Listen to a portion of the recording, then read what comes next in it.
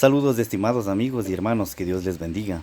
Soy estudiante de Semila, mi nombre es Jorge Yungán y a continuación daré un pequeño relato, un pequeño resumen acerca de la Didache, que es la enseñanza de los apóstoles.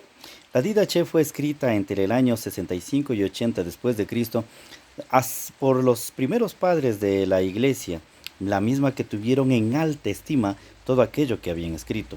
Hay que recordar que por varios siglos los cristianos no contaban con el Nuevo Testamento, puesto que éste no se formó sino hasta el Concilio de Cartago en el año 397. La Didache o la Didache es un texto documental en el cual los primeros cristianos primitivos lo expusieron, puesto que es un resumen de la enseñanza de los apóstoles. Es el texto no canónico más antiguo que conocemos, incluso anterior a algunos libros del Nuevo Testamento. Algunos doctores del siglo III, como Clemente de Alejandría, llegaron a citar la Didache como escritura divinamente inspirada.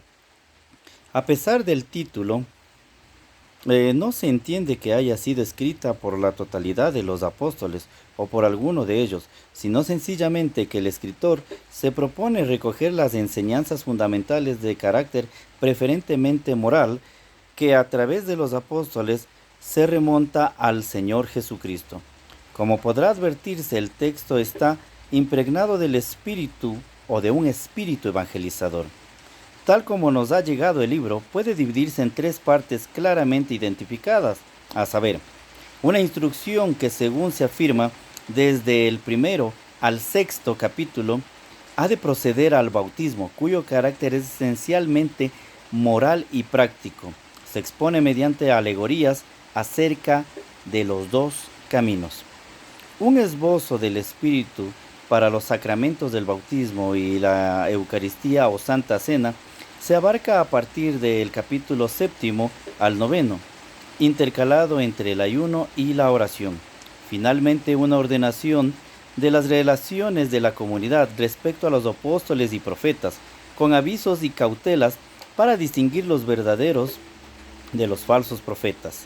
En el capítulo 11 al 13, la manera en que se debe promover sustenta algunas indicaciones sobre el día del Señor y criterios sobre la elección de los obispos y diáconos, una exhortación de la vigilancia, con referencia a los últimos tiempos. El nombre en griego significa doctrina.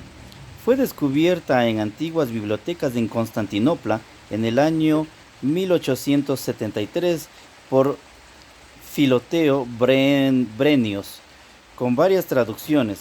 Algunos dicen que fue escrita antes de la destrucción de Jerusalén en el año 70, mientras que otros dicen que data del siglo III. Fue redactada en una pequeña comunidad de Siria y de Palestina. El contenido de la doctrina que abarca estos 16 capítulos se dividen en tres partes, como lo habíamos mencionado anteriormente.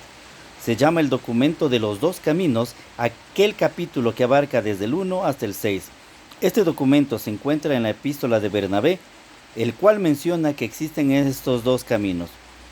El uno que lleva a la vida eterna y el otro que lleva a una muerte eterna también. El primero son los que aman a Dios y a su prójimo, y el segundo es el que se entrega al pecado.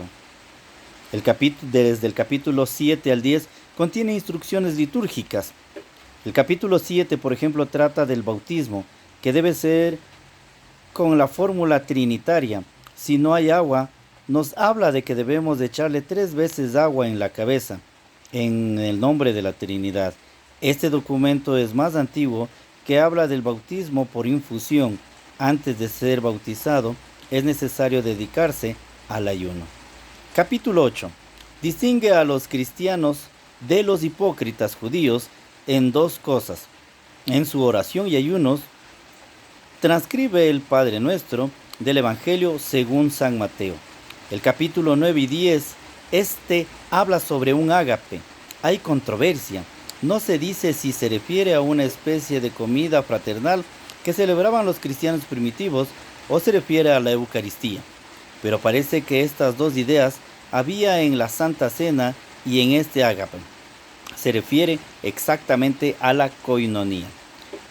Creo que cuando Pablo escribe a los Corintios y habla de la Santa Cena, vemos que no había una Santa Cena o una Eucaristía, como hay en las iglesias, sino que también había una confraternidad y creo que esta es la idea y el contexto de la didache.